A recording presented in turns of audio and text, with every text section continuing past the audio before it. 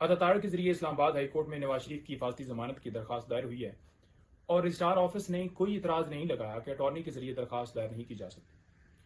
اس سوال کا جواب دیا جائے۔ نمبر 2،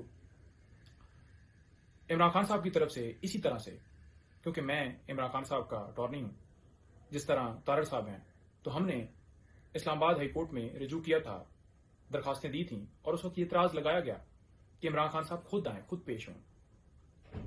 ہماری اس وقت استدعا تھی کہ عمران خان صاحب وزیر آباد جو ان کے اوپر حملہ ہوا اس کی وجہ سے زخمی ہیں، ڈاکٹر نے ایسا کہا ہے، اور موومنٹ کے اوپر ادھر ادھر مشکل ہے جانا، تو میری طرف سے وہ درخواستیں دائر ہوئی تھیں لیکن مجبور کیا گیا اور عمران خان صاحب آئے، اور 9 مئی کو عمران خان صاحب کو اغوا کیا گیا۔ اس وقت وہ اسی کمرے کے اندر موجود تھے، بایو میٹرک کروا رہے تھے، میں بھی ان کے ساتھ موجود تھا، میں بھی زخمی ہوا۔ خان صاحب نے تو ہمیشہ قانون کی، آئین کی پاسداری کی ہے، عدالتوں کے حکم کا احترام کیا ہے، اور وہ پیش ہوتے رہے ہر جگہ پہ جب جب عدالت نے بلایا، جو حکم دیا۔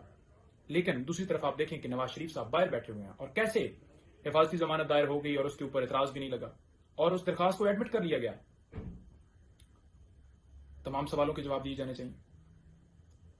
تیسری چیز یہ ہے کہ نواز شریف صاحب کو اس وقت سزا ہوئی ہے اور سزا یافتہ مجرم ہے، ملزم نہیں ہے، سزا یافتہ مجرم ہے۔ جیل سے وہ میڈیکل بہانہ بنا کر 4 ہفتوں کے لیے باہر گئے تھے اور 4 سال پاکستان نہیں آئے، قوم سے بھاگے رہے، صرف کیوں؟ گرفتاری کے ڈر سے۔ اور کیسے ان کو حفاظتی ضمانت جب ایک بندہ جیل کے اندر ہے اس جیل تک پہنچنے کے لیے مل سکتی ہے؟